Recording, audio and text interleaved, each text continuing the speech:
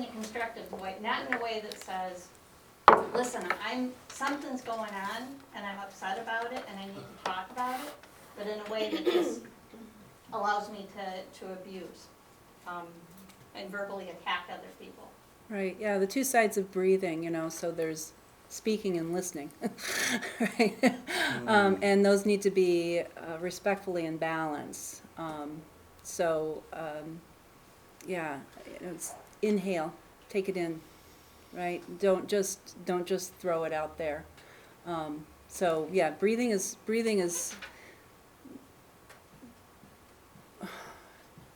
It is such an amazing thing that we can both not pay attention to it and pay attention to it. And it's so powerful. What do I do with my voice when I'm exhaling? What do I do with my voice when I'm inhaling? Well, it's hard to talk when you're inhaling, when you're taking something in.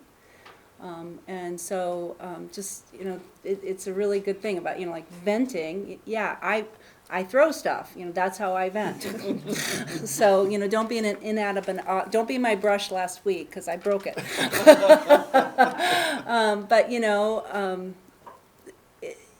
Sometimes we do have to let it out, but are we hurting someone else by letting it out?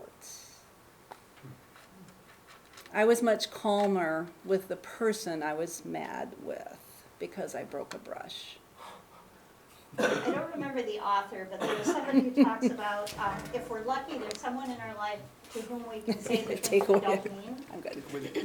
And It takes a lot. I love that idea that there's somebody that I can say, oh my God, I want this person dead, right? And I don't really want them dead, and that person knows that.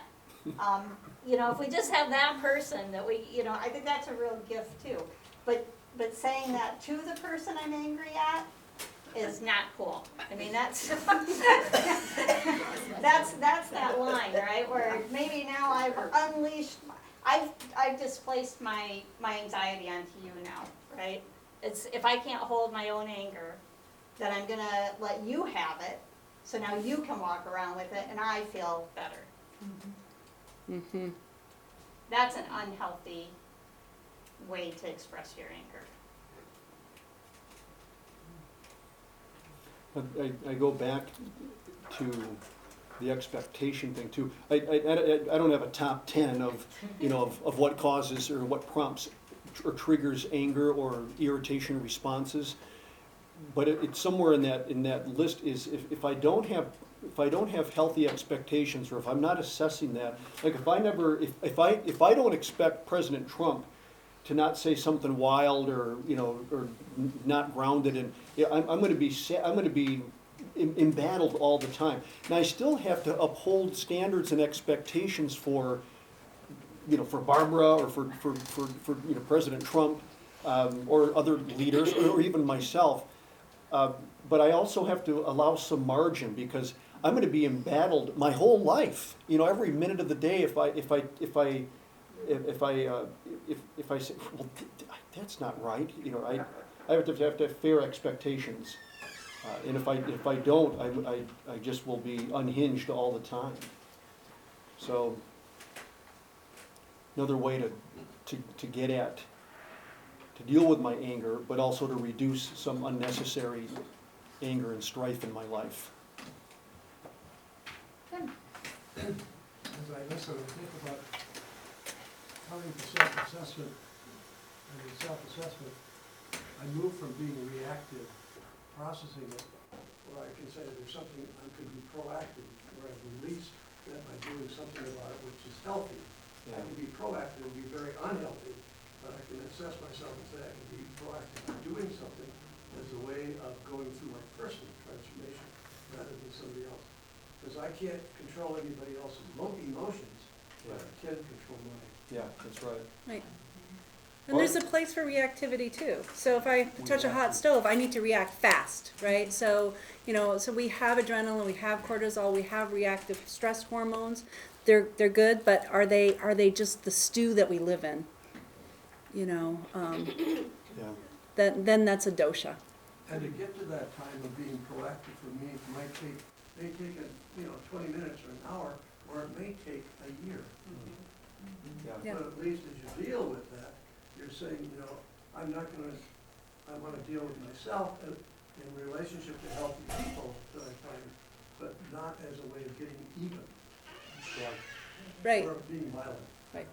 And that comment and Barbara's earlier comment triggers this, and it's a brutal truth, it's an abrupt kind of thing, is that you do not make me angry, or reality doesn't make me, I make myself angry. I react angrily for some reason, and that's why I've gotta go back and do some work. I'm like, why am I angry? What are my expectations? What are my beliefs, my assumptions, my isms, all of that? And I've gotta figure that out, because you don't make me angry. You might be badly behaving and make it harder for me to stay in control, but it's still my responsibility to do that. But the You're- thing is too, you may not know why, because it may be Yeah. trauma that's written in the flesh right. that's, you don't even know. Yep. So that's why sometimes, talking is good, but feeling, and that, Yeah. so I work with the physical body because it's in the flesh. So then that's where you work on setting boundaries after that? Like with what you were talking about, that then once you figure out, this is a learning situation, and I need to not, I need to set some boundaries so that it doesn't happen again. Yeah, I mean, boundaries are good things. I promote them and talk about them a lot. I mean, we can, speaking of trauma, I mean, I meet people who, and most of the time women, I sadly engage and listen to women who have been traumatized, raped, molested, abused, and there's a good reason why they don't trust. Yeah. Now, distrust can also get in the way, but, distrust also really served a purpose. I got a suit of armor around me. I'm not letting anyone in. I'm not gonna let anyone get close to me, because I'm not gonna get hurt again. So that's a huge boundary. And it's something that there can be some real work, some really deep feeling work, deep body work, and maybe, and I've seen this too, that, people learn to trust, with safe people. I can learn that, not everyone is out to harm me. So there can be boundaries, and then I can also assess those boundaries and say, you know what, that's kind of too large of a boundary, now no one knows me, no one's close to me. Or Right. I meet wives who say, my husband and kids don't, they somehow, women can get married and do all that, and yet, wow, they're still elusive or aloof. Husband and kids don't know mom, not even letting them in. So all kinds of stuff, Yep. needs to be dealt with. Did you have a question, Lisa? You talked about the suit of armor thing, Mm. and it really applies to me because, like, I've had my dad just recently passed away, Mm. and my mom passed away when she was 42, and I didn't trust nobody. For like years, I had like walls built up, and I wouldn't let nobody in, and it took, I don't know, a long time. Little by little, I let the walls down, and then they'd go back up because somebody would say something. And I finally realized that, hey, I gotta let the walls down, otherwise I can't let people in that, that I can Yeah. trust and that can help me, like my sister and my part of my family and stuff. But Yeah. for protection, it just was like, I didn't even know it. You go to a funeral and you just sit there and everybody's asking you what's wrong, and I wouldn't talk to nobody. And because I had a nervous breakdown, I just didn't talk to nobody. And in the past couple of years, when I came here, I started trusting a little bit more and stuff.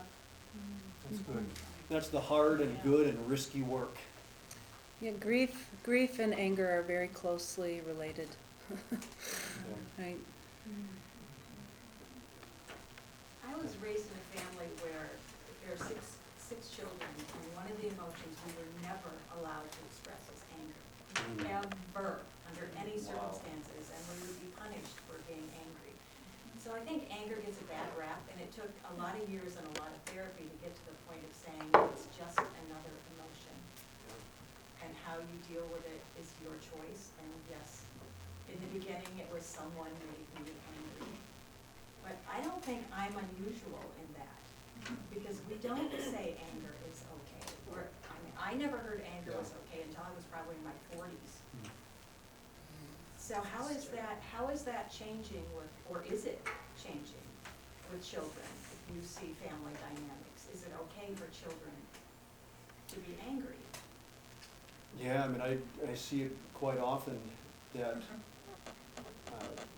I mean, it's really a relief to be able to say to kids, and I said to a guy yesterday, in fact, I said, if you weren't angry, that would really be odd. You know, this guy had all kinds of stuff going on, and so but it's really, I think it seems liberating to me to say, you know, to children, it's okay to be angry. You've got some things that you should be angry about. Is it okay with their parents?